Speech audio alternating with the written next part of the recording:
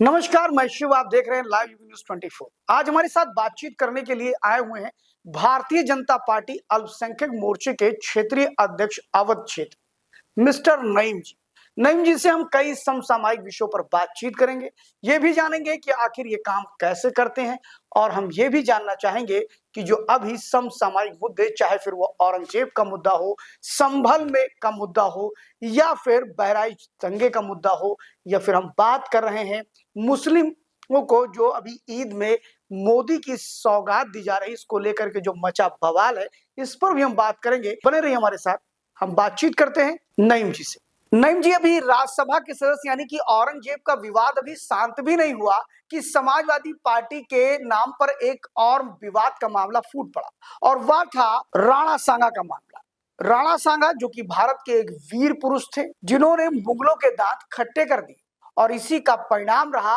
कि राणा सांगा को लेकर के, उनकी वीरता को लेकर के राज्यसभा में रामजी लाल सुमन, जो कि समाजवादी पार्टी के राज्यसभा सदस्य, उन्होंने एक बड़ा बयान दिया और कहा राणा सांगा गद्दार था। तो राणा सांगा गद्दार था या फिर बाबर गद्दार था, इसको लेकर के भी जब बहस तेजी से बढ़ने लगी तो एक मामला और आया। अखिलेश यादव ने फिर रामजी लाल का समर्थन कर दिया। इसको आप कैसे लेते हैं? देखिए, विपक्ष और जो विपक्ष के नेता हैं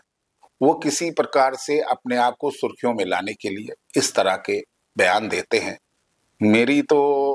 अवध क्षेत्र के अध्यक्ष होने के नाते यही अपील है कि अपनी जबान पर संयम रख के, अपनी बोली भाषा पर संयम रख के उन चीज़ों का आगे समाज में परोसे, ताकि आने वाली पीढ़ी इसको प्रेम से और एक सौहार्द से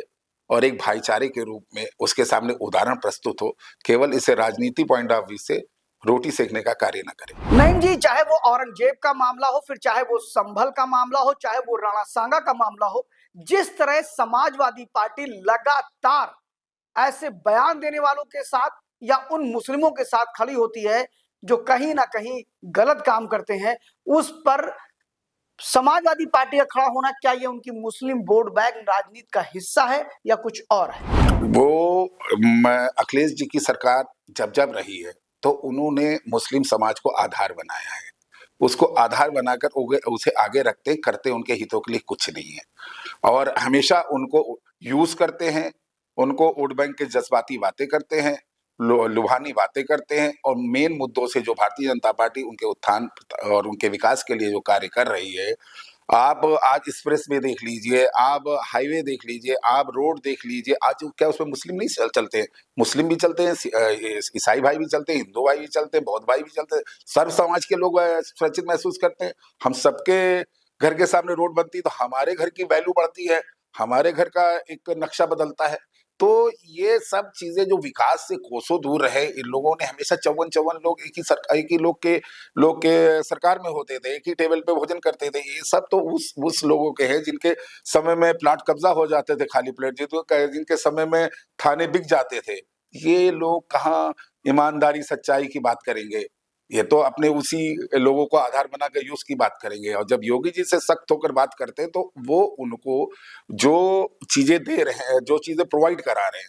वो चाहते हैं कि मुस्लिम समाज अब इन भ्रमंतियों से बाहर आए और सच्चाई के साथ भारतीय जनता पार्टी के साथ खड़ा हो, और खड़ा हो भी रहा है। और धीरे धीरे आप देखिएगा कि भारतीय जनता पार्टी का स्ट्रक्चर बहुत मजबूत है। अब संगठनात्मक स्ट्रक्चर जो हमारा धीरे धीरे नीचे तक पहुंच रहा है, मंडलों तक पहुंचा है, बूथ तक पहुंचेगा। अब इस मंडलों से और बूथ से आगे का नया जो अध्याय लिखा जाएगा, इन बूथ मंडलों से विधानसभाओं में और जिलों में जो वोट निकलेंगे, वो 27 के चुनाव में योगी जी को मुस्लिम समाज का अच्छा वोट मिलने का पूरा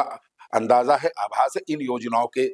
जो 8 वर्ष पूरे होने पर सरकार की जो इन योजनाएं जो माननीय योगी जी ने, चाहे इंफ्रास्ट्रक्चर के क्षेत्र में रहा हो, चाहे हाईवे के चक्कर में उसमें रहा हो, चाहे मेडिकल कॉलेज के क्षेत्र में रहा हो, सबने योगी जी ने हर समाज, हर वर्ग को जोड़ा है। उनको उसमें उनको बराबर की भागीदारी, जबकि मुस्लिम समाज को तो इन भागीदारों से ऊपर भागीदारी मिली है। तो अब हमारा मुस्लिम भाइयों से भी एक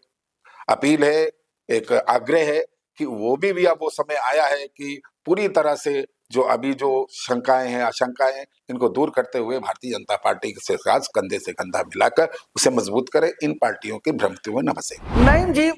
हम बात करें तो भारतीय जनता पार्टी का जो अल्पसंख्यक मोर्चा है या सूफियों के बीच में कव्वाली वाले कार्यक्रम, उसके बाद सौगाते मोदी जैसे हाँ। कार्यक्रम आप चला रहे हैं, लेकिन सबसे बड़ी बात यह है कि इन कार्यक्रमों को वोटों में आप परिवर्तित नहीं कर पा रहे, ये वोट में कन्वर्ट नहीं हो रहा। चाहे वो 2024 के चुनाव में तो मुंह की खा गए नरेंद्र मोदी, जबकि एक बड़ी हिस्सेदारी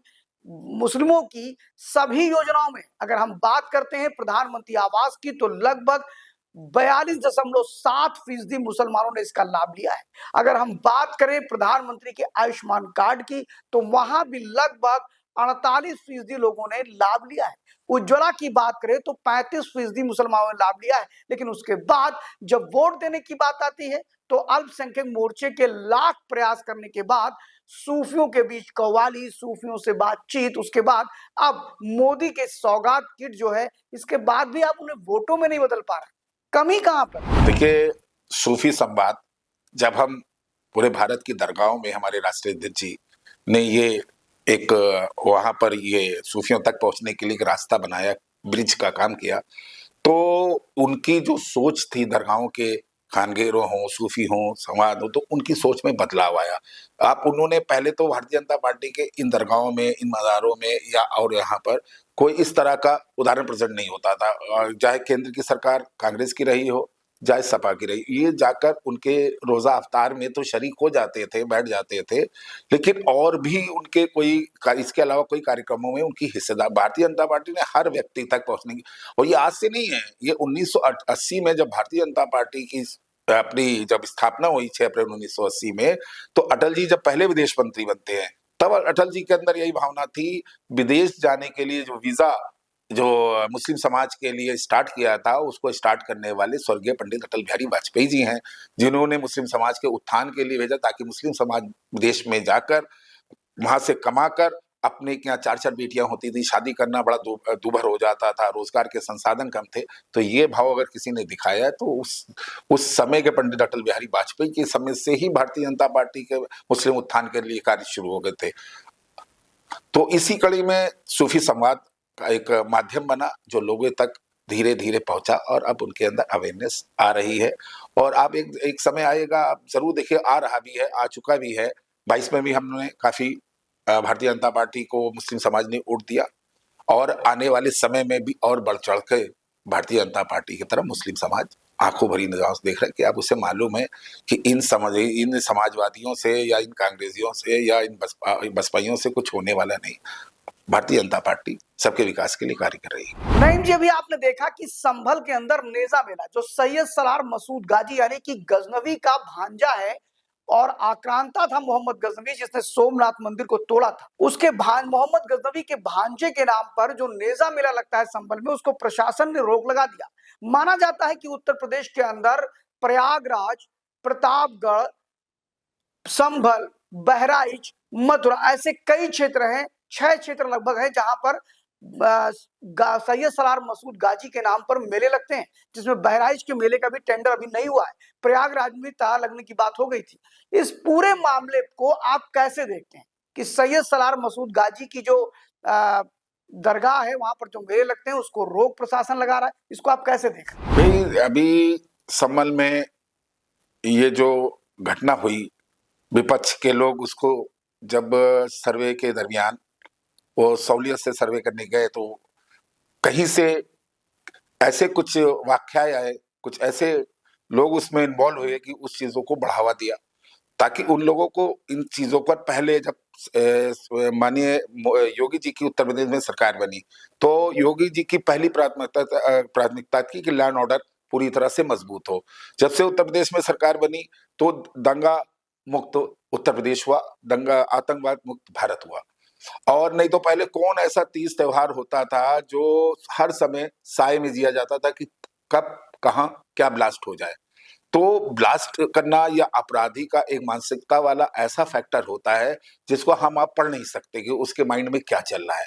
तो उस कड़ी को, लॉ एंड ऑर्डर को मजबूत करने के लिए प्रशासन अभी देख रहा है कि संभल में जो अभी मेला नहीं लगा, तो उसको इस व्यवस्था से देख रहा है कि हम कानून व्यवस्था वहां पर कितनी तरह से दें ताकि उस चीज की पुनरावृत्ति न हो। इसी संदर्भ में बहराइच का भी ये विषय है। नहीं जी, अभी आप योगी सरकार के एक मंत्री हैं ओम प्रकाश राजभर, जो आपके सहयोगी दल के हैं, सुभाषपा के हैं, उसके फाउंडर हैं। उन्होंने अभी एक बयान दिया सैयद सलार मसूद गाजी को लेकर के, जिसमें उन्होंने कहा कि सैयद सलार मसूद गाजी पर कोई भी मेले नहीं लगने चाहिए, उसके मजारों पर मेले नहीं, बिल्कुल नहीं लगने चाहिए, कि वो एक गुंडा था। ऐसे शब्दों का प्रयोग उन्होंने किया है। इसको आप किस संदर्भ में लेते हैं? देखिए, भारतीय जनता पार्टी हमेशा, चाहे हमारे लखनऊ के सांसद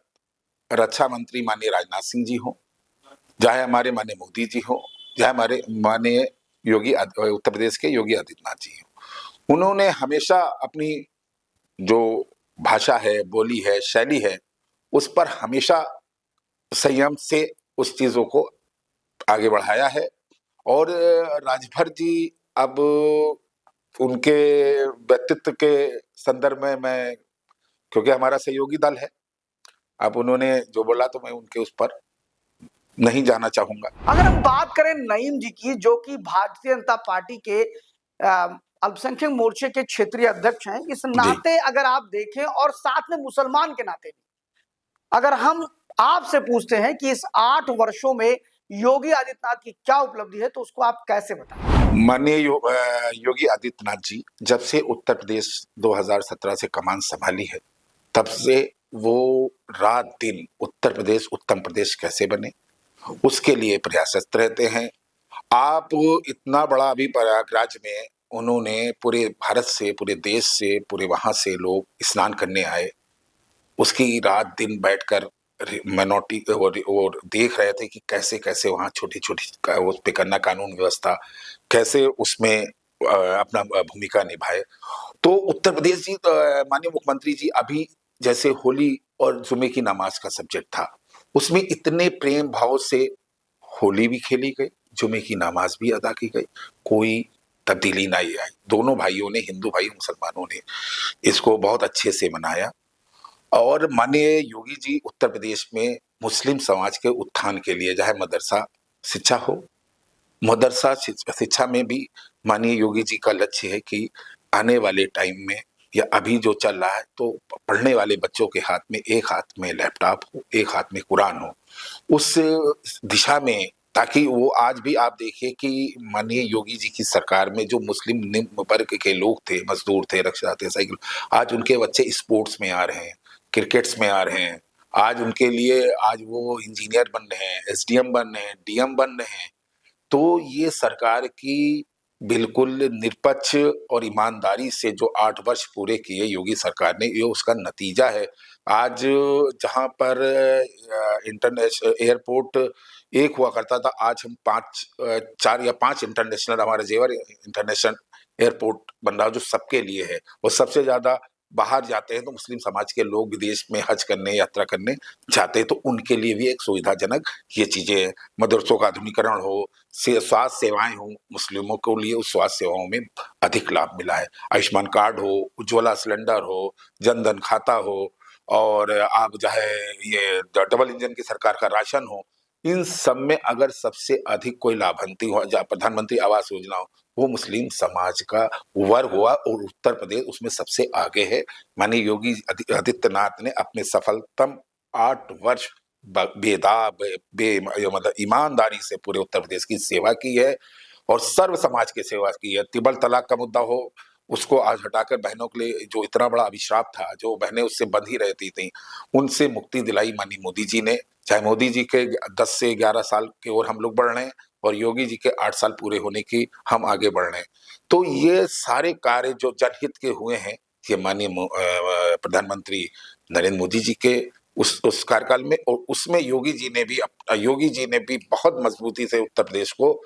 सबके लिए, सबका साथ, सबका विकास, सबका प्रयास और सबके विश्वास के साथ भरपूरी से चलाया है।